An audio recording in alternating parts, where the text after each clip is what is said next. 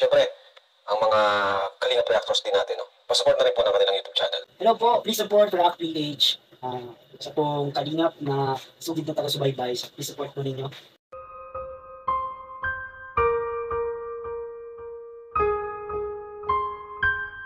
Edo, may paborito sa K-Angels.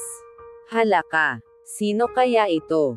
Mukhang naka-move on na talaga si Eds kay Miss E. Magandang mapagpalang araw o gabi po sa inyong lahat. Maraming salamat po sa patuloy na suporta at tiwala sa panonood ng aking mga react videos.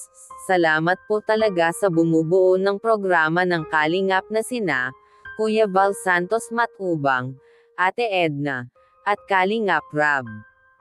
Pati na rin po sa idol ko na si Kalingap Papa Dan.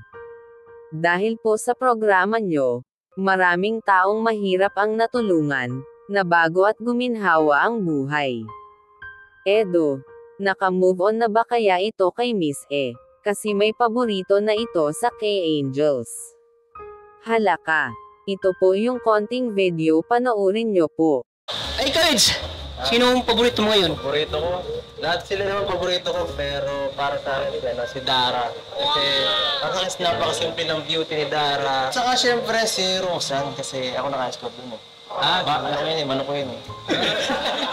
Paborito niya pala ito sa makeover. Na-excite pala si Edo kay Dara at Roseanne sa kalabasan pagkatapos ng make-up. Ang ganda naman po talaga ni Dara.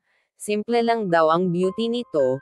At kay Roseanne naman, ay siya pala ang naka-scout kay Roseanne kaya pabor siya dito. Pero nasabi nga ni Eds na lahat naman daw magaganda. Sa inyo po ba? Naka-move on na ba kaya si Eds kay Miss E? Ano po ang napapansin nyo? At kung sakali ay naka-move on na si Eds, sino sa tingin nyo ang bagay sa kanya love team? Comment nyo lang po yan. Iba-iba naman po tayo ng opinion. Dito muna lang po tayo.